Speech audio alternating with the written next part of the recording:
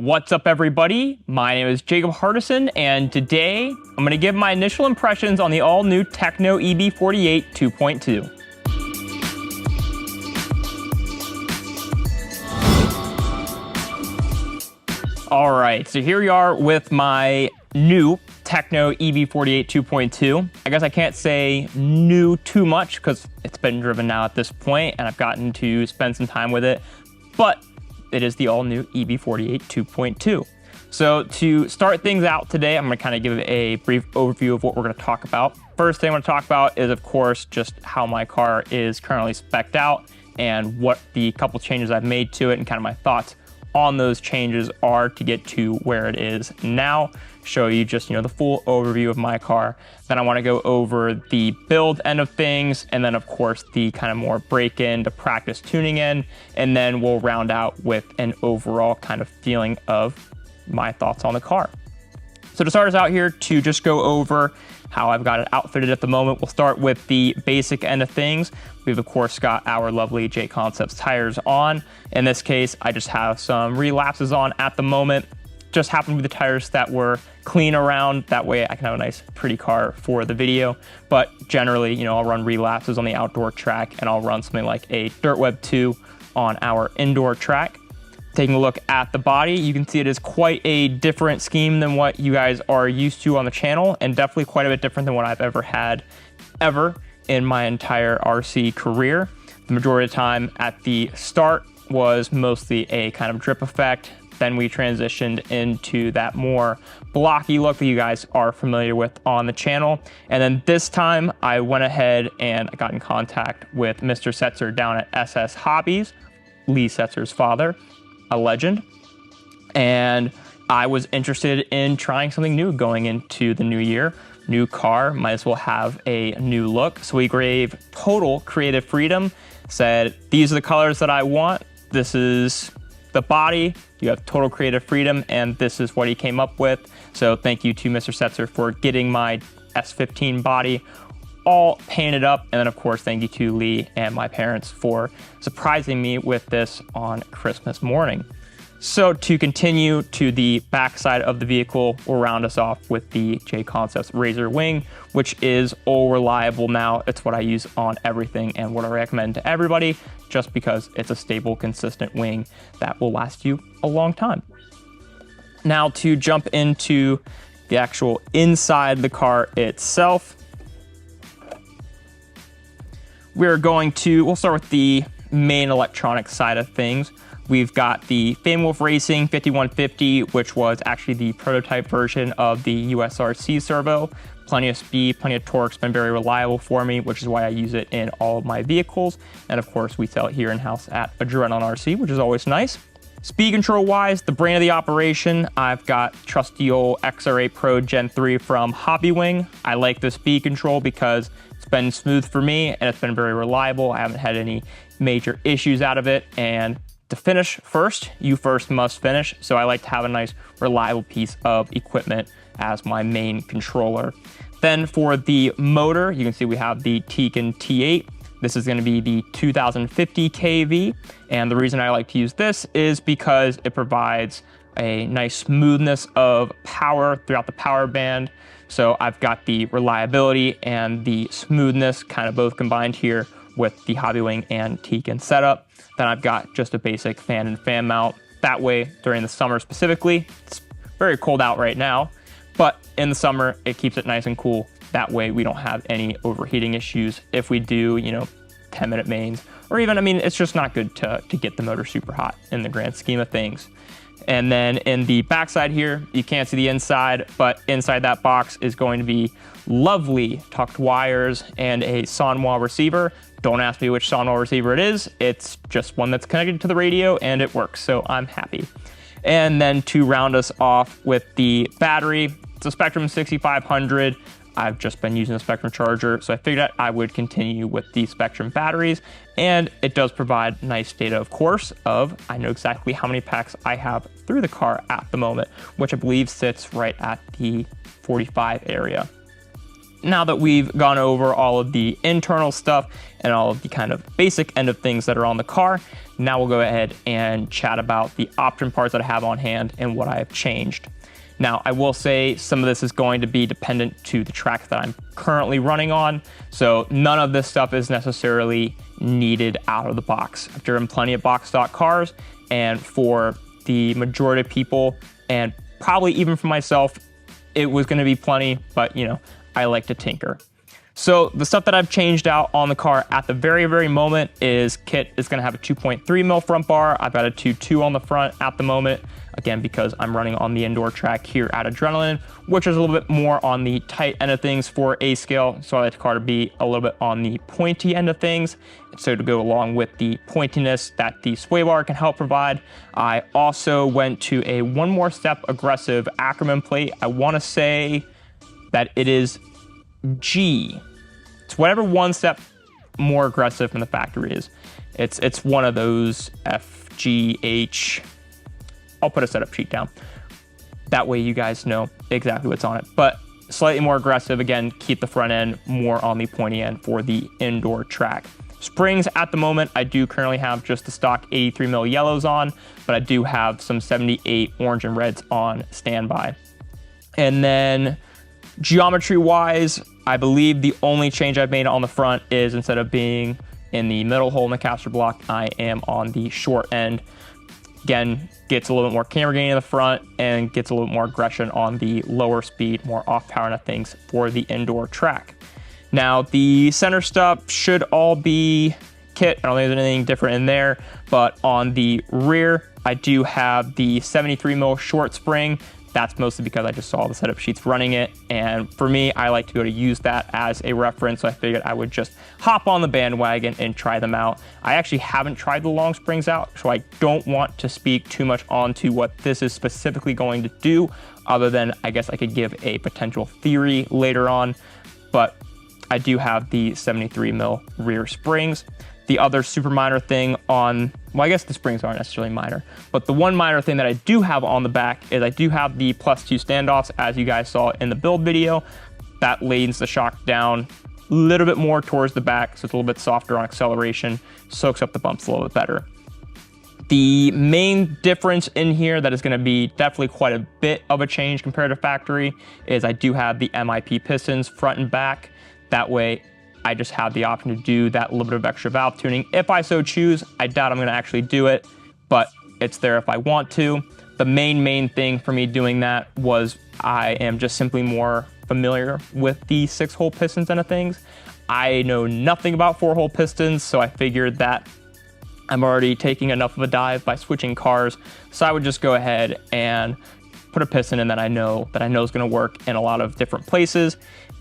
And it is the piston that the majority of pro setup sheets are going to use, so another kind of reference for me. Oil-wise, I'm not going to speak a whole lot on that because that's going to be very temperature and track dependent, so I could spew out as many numbers as I want, and they could mean absolutely nothing for you. So we're just not really going to touch on that a whole lot, other than it's funky that this is the only car that I know of, I think, that has a lighter shock wheel in the front compared to rear, and that is even with the kit's pistons. Why that is, I don't know, but it is.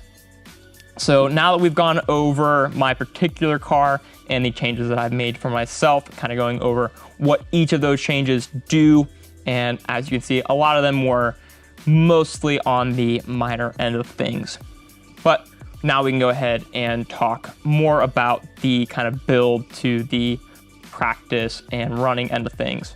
So build-wise, I do have to say this is probably one of the easiest builds that I've done to date. I've built lots and lots of different cars, and this one, the fit and finish of everything, the way that you work through the manual, it's all very smooth, very flowy. All the parts fit together very well. There was no extra reaming or opening of things to make them work.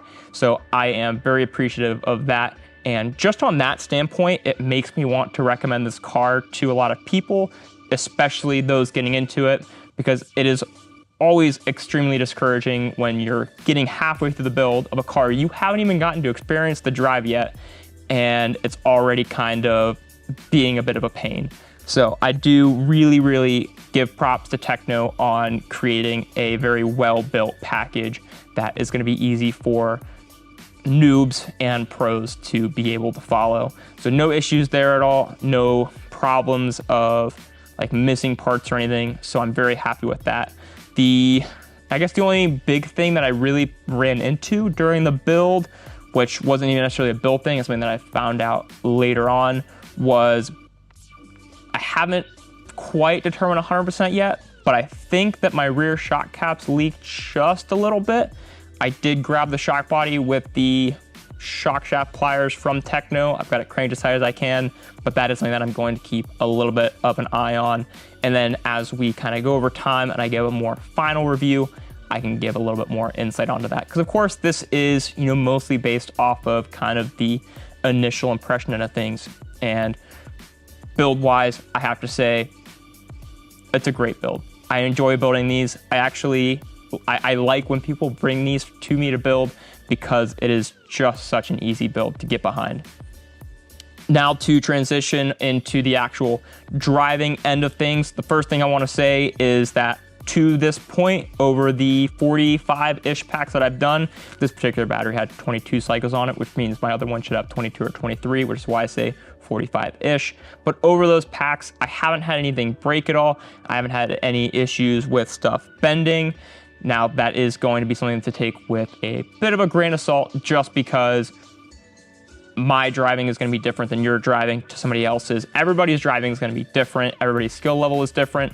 So I don't want to hammer too much down on that. Now, what I will say is that based off of my personal experience of me personally not having any brake issues, then putting that part aside and going more to the customer base end of things, there are plenty of people that have these cars here at the shop, and it seems like that they're having to replace parts less because of braking necessarily, and more just they've run the car so much that stuff gets worn out, which I think is, from a consumer end, an excellent thing. When you build, $1,000 car, $1,500 car, depending on, what you already have in storage, or, from one car to another, you don't want to think about having to spend extra money to keep the car up and running. So again, another thing that I will give 100% props to on this vehicle, but again, will be a bit of a case-by-case thing. The only thing during my driving experience of just kind of total ownership of the car, I don't know how I was going with that, but it's just the slop that's been developed over time. Now, I think that's mostly just a C-hub thing. A lot of times the front of the C-hub cars do develop a little bit more play compared to pillow wall cars, but that is just kind of the nature of the beast.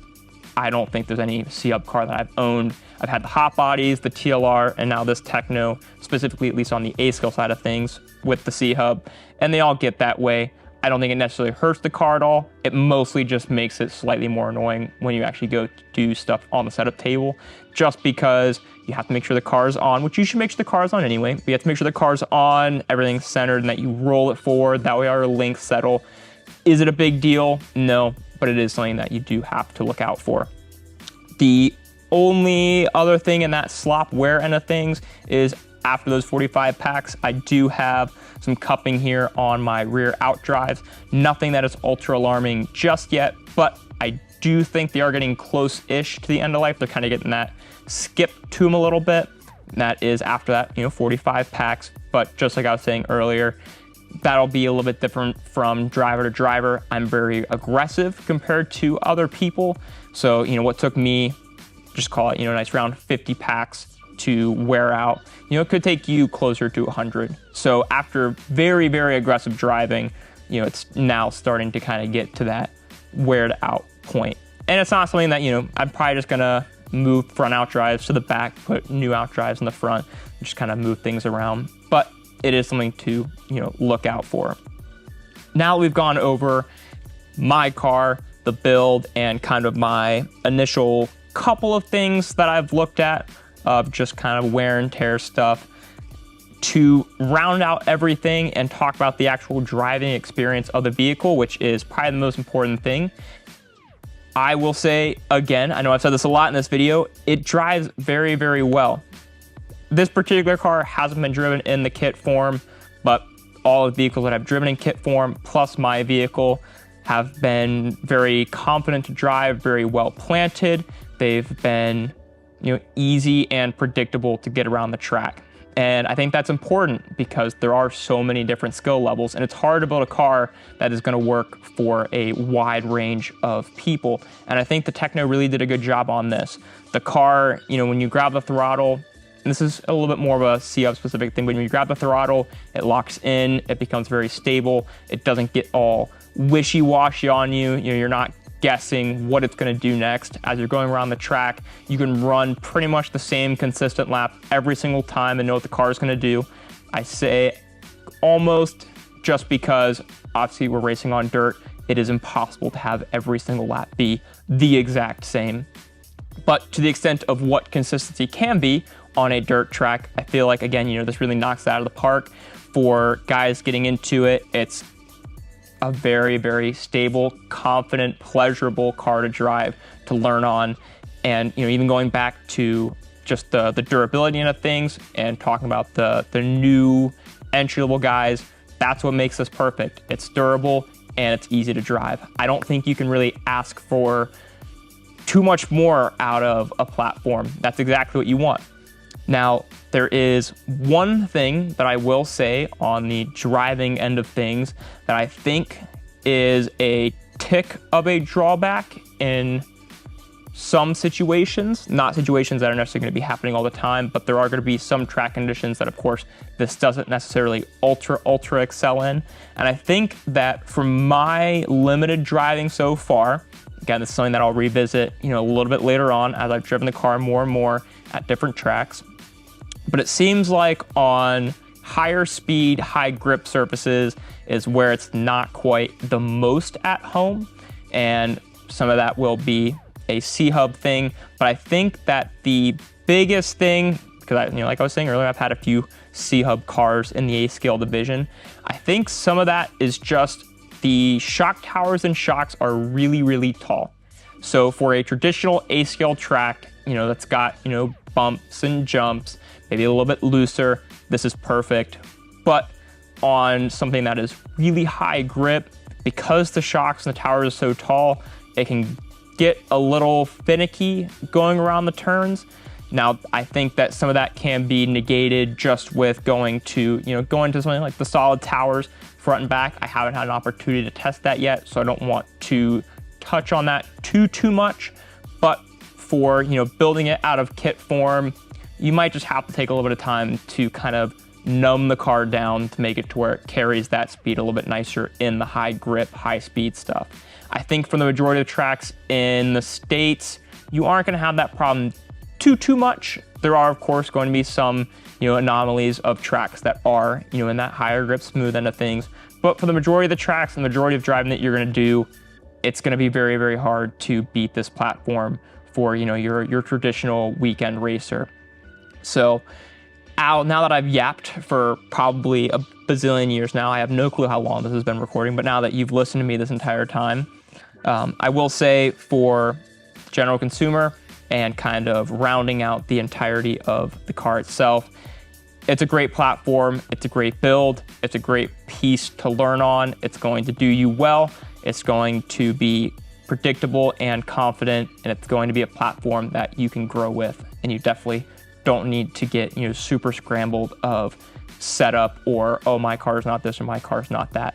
This is a great place to start.